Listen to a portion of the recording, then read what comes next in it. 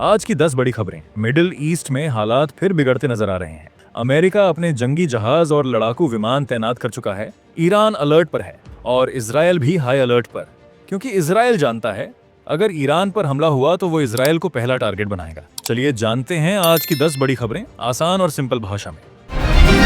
America ने Iran के खिलाफ जंग की तैयारी तेज कर दी है। एयरक्राफ्ट कैरियर, फाइटर जेट और सैनिकों की तैनाती शुरू हो चुकी है। अमेरिकी जंगी बेड़ा डार्क मोड में आगे बढ़ रहा है। इजरायल हाई अलर्ट पर है और पूरे मध्य पूर्व में जंग का माहौल बनता दिख रहा है। अब जरा ध्यान दीजिए, ये सिर्फ मूवमेंट नहीं, एक साफ चेतावनी है।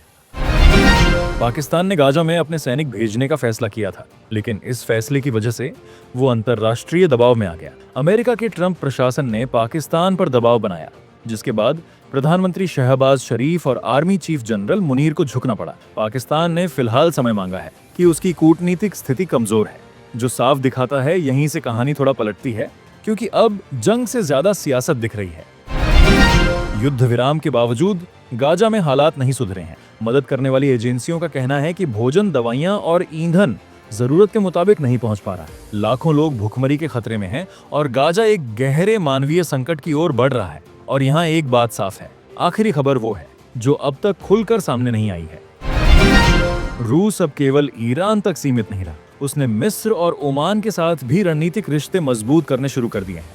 मॉस्को चाहता है कि मध्य पूर्व में वह अमेरिका के दबदबे को चुनौती दे और खुद को एक सुपर पावर शक्ति के रूप में स्थापित करे। अब लग रहा होगा कि तस्वीर साफ है, लेकिन यहीं असली खेल शुरू होता है। डोनाल्ड ट्रंप ने दावा किया है कि अमेरिका ईरान पर संभावित हमले के लिए पूरी तरह तैयार है। उनके अनुसार लड़ाकू विमान, नौसेना और जमीनी सेना सभी अलर्ट पर हैं। इस बयान के बाद क्षेत्रीय तनाव और ज्यादा भड़क गया है। थोड़ा रुकिए, ये बयान सिर्फ ताकत दिखाने के लिए नहीं है। पाकिस्तान में 1 महीने के भीतर तीसरी बार तेल और गैस भंडार मिलने का दावा किया गया है। सरकार इसे आर्थिक राहत बता रही है, लेकिन सवाल ये है, क्या इससे आम जनता की भूख, महंगाई और बेरोजगारी सच में खत्म होगी? खजाना मिला है, लेकिन फायदा कैसे होगा? 2026 की वैश्विक पासपोर्ट रैंकिंग जारी हो चुकी है। भारत की रैंक आई 80वीं और पाकिस्तान की रैंक आई 100 पहले। भारत की अंतर्राष्ट्रीय ताकत बड़ी है, वहीं पाकिस्तान को भी हल्का सा फायदा मिला है, जिसे वहां की सरकार बड़ी उपलब्धि की तरह पेश कर रही है। कागज पर जीत दिखती है, हकीकत जरा अलग होती है। पुतिन ने गाजा पीस बोर्ड में शामिल होने के लिए ऐसी शर्त रख दी है जिसे अमेरिका पूरा नहीं कर सकता। इंटेलिजेंस का कहना है कि ये ट्रंप को कूटनीतिक जाल में फंसाने की चाल है, ताकि अमेरिका पर नैतिक दबाव बनाया जा सके। अब समझ आ रहा होगा शतरंज कौन खेल रहा है।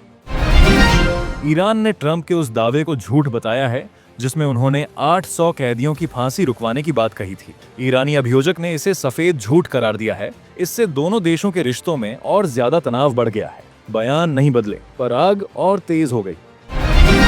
अमेरिकी फौज की ईरान की ओर बढ़ती गतिविधियों से इजरायल की चिंता बढ़ गई है। उसे डर है कि अगर जंग शुरू हुई तो ईरान सीधा निशाना इजरायल को बना सकता है। यही वजह है कि पूरा इलाका सांस रोककर हालात देख रहा है।